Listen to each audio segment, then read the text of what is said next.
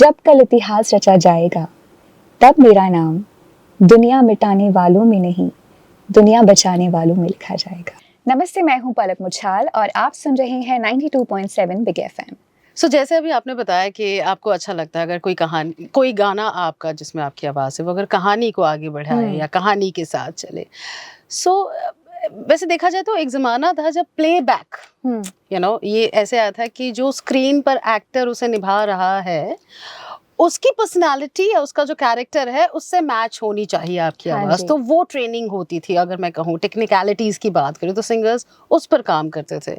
आज जैसा कि हम सब समझ रहे हैं कि लिप सिंकिंग थोड़ी सी कम हो गई है, तो वो एक्टर क्या सोच रहा है या स्टोरी क्या सोच रही है उसके हिसाब से आवाज़ होनी चाहिए। सो आई डोंट नो, आप हो उस इकोसिस्टम में, टेल मी अभी किस तरह की तैयारी होती है बिहाइंड द कैमरा, क्या प्रोसेस होता है? मुझे लगता है जिस ज़माने की आप बात कर रहे हैं, डिसिप्लिन अब भी वही है। यस, दौर बदला है। जिस तरह आपने कहा कि लिपसिंग गाने कम होते हैं, तो मैंने ऐसे किस्से सुने हैं जब लता जी अगर प्लेबैक करती थी मधुबाला जी के लिए या नरगिस जी के लिए या मीना कुमारी जी के लिए, तो वो उनसे पहले बात करती थी, मिलती थी, उनका लहजा समझती थी, उनकी अदाएं देखती थी और उस हिसाब से फिर वो गाती थी। आज हमारे पास कभी कभार इतना वक्त नहीं होता, कई बार वो रिक्वायरमेंट नहीं होती है, अगर लिपसिंग गाना नहीं होता है तो मेरा जो पर्सनल प्रोसेस होता है उसमें मैं ये प्रेफर करती हूँ कि जो डायरेक्टर है वो मुझे कहानी समझाएं, सिचुएशन गाने की समझाएं, बिकॉज मुझे लगता है जब आप एक फिल्म के लिए गाते हैं तब आप, जैसे मैंने शुरुआत में भी कहा, एक कहानी बयां करते हैं, एक कैरेक्टर को रिप्रेजेंट करते हैं, अपनी आवाज़ के ज़रिए उसके इमोशंस को बयां करते हैं। सो ये बहुत ज़रूरी है कि भले ही आप उस एक्टर से ना मिलें, उस कैरेक्टर से मिलें। और उस कैरेक्टर से मिलने के लिए मैं जितनी जानकारी हो सके लेना पसंद करती हूँ। वेल, हॉरर फिल्मों की अगर बात करें तो एक वो जो साउंड है, द हॉन्टिंग साउंड कहेंगे ना, वो जो जैसे लता जी के मुझे कितने सारे गाने, वो जैसे दूर से एक घने जंगल में कहीं दीप जले, या मेरा साया का गाना अगर आप कह ले, सो वो कहीं दूर से आवाज आ रही है। I just want to know about this song, मतलब ये जो साउंड है, बस मुझे इसके बारे, it's very fascinating for me. So I wouldn't say कि इसका साउंड अलग है, बट जैसे आपने कहा अगर आप कहीं दीप जले कहीं दिल सुनेंगे, तो उसका जो एम्बियंस है वो इस तरह से क्रिएट किया गया है कि आपको पता चल जाता है कि इसके पीछे कुछ तो मिस्ट्री है। That mystery is there in this song. इसलिए ये बाकी रोमांटिक गाने जो मैंने गाए हैं उनसे थोड़ा अलग है, हालांकि इसमें भी रोमांस है। लेकिन जब मुझे इस गाने के रिकॉर्डिंग के दौरान बताया जा रहा था, तब सिचुएशन बहुत क्लियरली समझाई थी, और ये बहुत इम्पोर्टेंट सिचुएशन में आता है गाना। और जब आप किसी ऐसी फिल्म के लिए गा रहे होते हैं, ऐसे सब्जेक्ट के लिए गा रहे होते हैं, स्पेशली हॉरर मूवी में गा रहे होते हैं, तो it's very important to catch the vibe of the film. Right, वो गूज़बम्प्स आने चाहिए सुनते हुए लोगों को, और ऐसा लगना चाहिए कि कुछ तो इसमें राज है।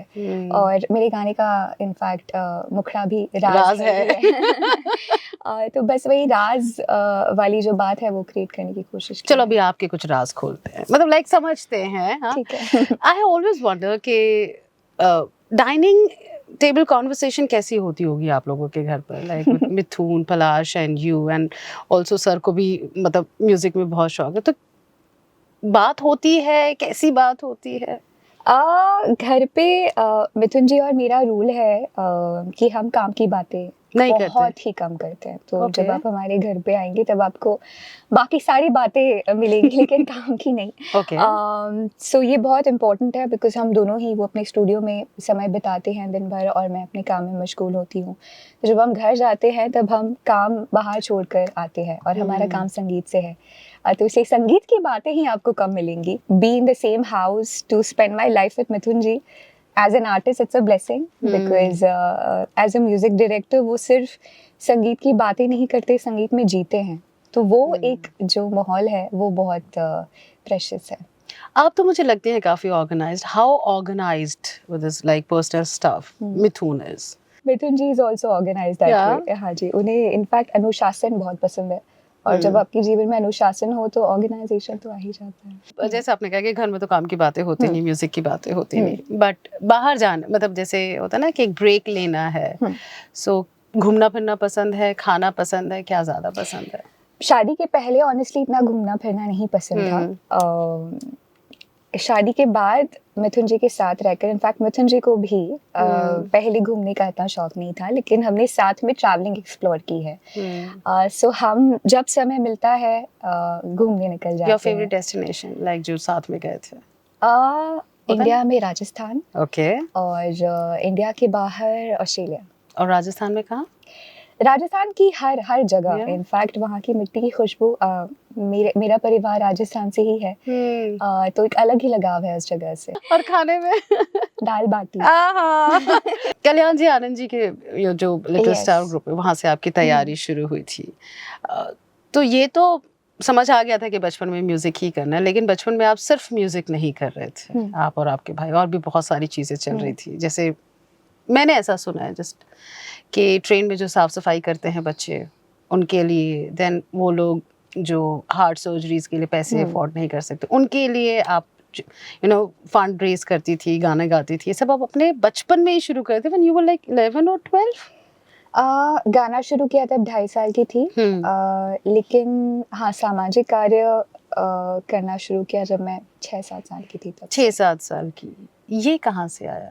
मैं कहूँगी मैं बहुत ही ज़्यादा भावुक बच्चा थी, बहुत ही ज़्यादा, इनफैक्ट टू दैट लेवल कि मैं अपने पेरेंट्स को परेशान कर देती थी, इतनी मैं इमोशनल थी कि अगर हम दुकान जा रहे हैं और सपोज ठेले वाले के पास अगर जाकर भाव पूछ लिया किसी चीज़ का और उनसे नहीं लिया तो मुझे बहुत तकलीफ हो जाती थी कि उनके बच्चे घर पर वेट कर रहे होंगे कि वो आज कमाएंगे और खिलौने लेकर आएंगे।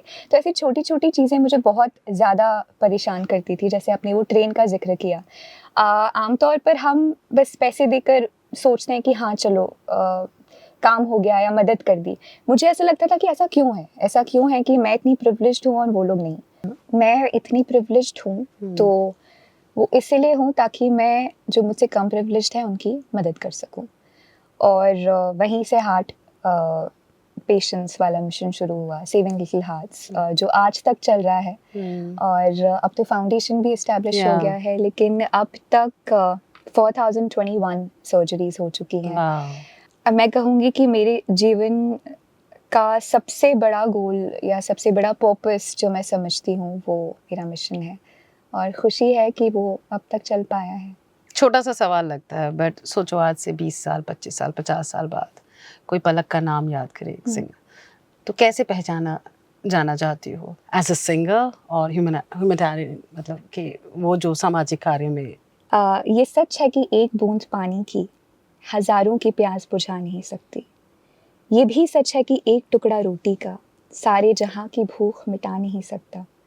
और ये भी सच है कि एक ढाल हजारों तलवारों का वार बचा नहीं सकती। लेकिन फिर भी मैं प्रयासरत हूँ, क्योंकि मुझे पूरा यकीन है, मुझे विश्वास है कि जब कल इतिहास रचा जाएगा तब मेरा नाम दुनिया मिटाने वालों में नहीं, दुनिया बचाने वालों में लिखा जाएगा। क्या बात है। I must say we need singers like you. More than that, I think we need today's society. We need people like you. You know, because even I feel empathy ना कहीं बड़ी कम सी होती जा रही है। पता नहीं अब इंसान अपने आप में बहुत बिजी हो गया है या उसकी जिम्मेदारियां बढ़ गई या वो पता नहीं, पर वो उसको ना अपने आगे कुछ दिख नहीं रहा है। ऐसा नहीं, वो देखना नहीं चाहता, हर आदमी अच्छा इंसान बनना चाहता है, you know, पर वो पता नहीं उसका ध्यान ही नहीं जा रहा। सो आपको भी लगता है कि कहाँ गड़बड़ हो रही है?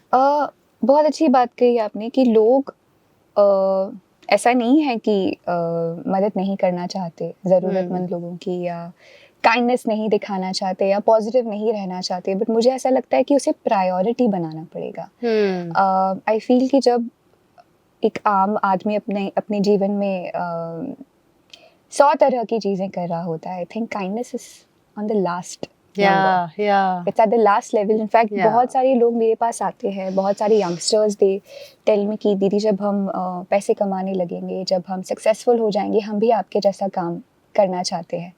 तो I keep telling them that when I started my mission I was 6 years old, और तब मैं सक्सेसफुल नहीं थी, तब मेरे पास खुद के पैसे भी नहीं थे, लेकिन इंटेंशन थी। उस इंटेंशन को महत्व देना ज़रूरी है। हम रेडियो के ज़रिए, आप अपनी आवाज़ के ज़रिए हम याद दिलाते रहेंगे। बाकी मुझे भी याद आया फ़िल्म के बारे में और बात करें, और गाना तो सुना ही नहीं यार आपसे है, सुना दो। कैसी ये मोहब्बत मिलके भी ना मिली, पास होकर भी क्यों फासले रहे, दिल सुलझा दे ये उलझन मेरी, तो बता दे उसे चाहूं या नहीं। Beautiful beautiful beautiful. मन मेरा थोड़ा सा ललचा रहा है, मुझे एक लता जी का गाना सुना दो ना प्लीज। ओके।